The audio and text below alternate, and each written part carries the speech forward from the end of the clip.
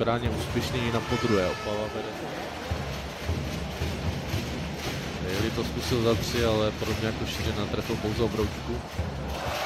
No a Jakub Slavík a Bělek ve spolupráci s Peckou nebyli úspěšní. Další útok Opavy. Vanderlík zkouší za 3 body. Slovenské se nyní nedaří směrem dopředu a Opava z toho může těžit. Šířina předává na Pušla, ten si bere střelu za 3 body. 15-7. Napředu je Opava. Na pomůce Radovan Kouřil ve spolupráci s Luďkem Jurečkou. Předávání Kráňovi. Kurši zkouší pod košem. Nestratil balon, vybovala Jurečka. Opavský veterán zkouší za 3 body. Další útok Opavy vede Radovan Kouřil. Předávka na Mokráně, Kurš je pod košem, zkouší to sám. Obtočil se kolem dvojice hostující hráč a už ho předává rozehrávači Radovanu Kouřilovi, který vede další opavský útok. Vypadalo, že to Švandrich zkusí za 3, ale rozmyslel si střelu.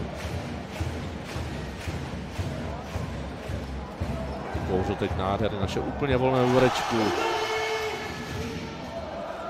Kouřil zříží ofenzivní akci Opavy, předává Kňatkovi, ten vrací Kouřilovi a ten se trefuje.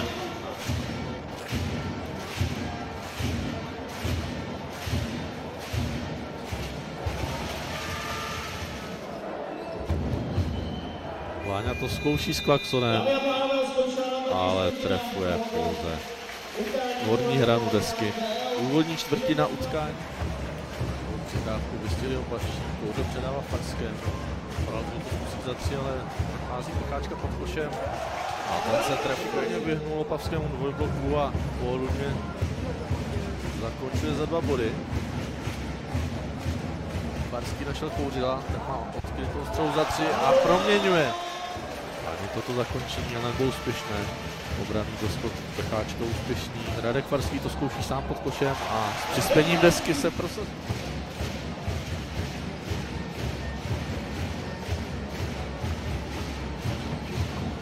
Pecháček.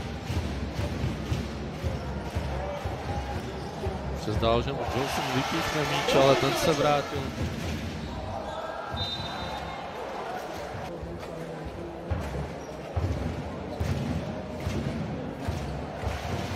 Druhý trestný hod.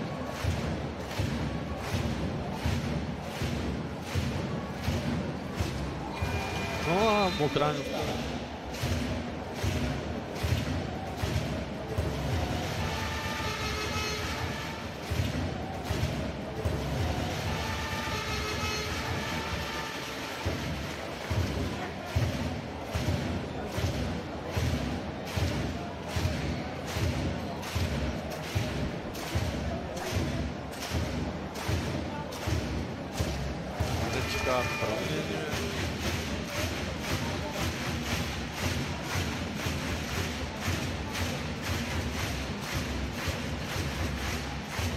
Kuršla.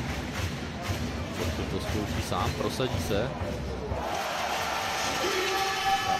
Předával Šiřinovi. Druhá přidávka na Jurečku. Vše zpátky Kuršl, teď už opět Šiřina.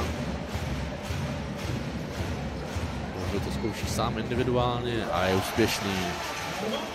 Ten hledal Pecku, ale ten zblízka neuspěl. No a naopak Kouřil.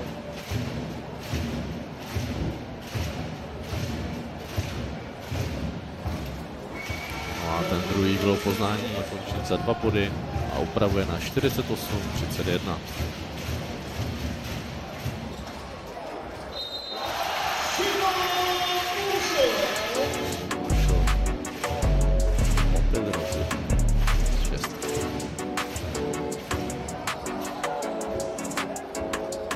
Tak obroučku. S Klaxonem to zkusil ještě hostující Daly, ale vůbec netrefil.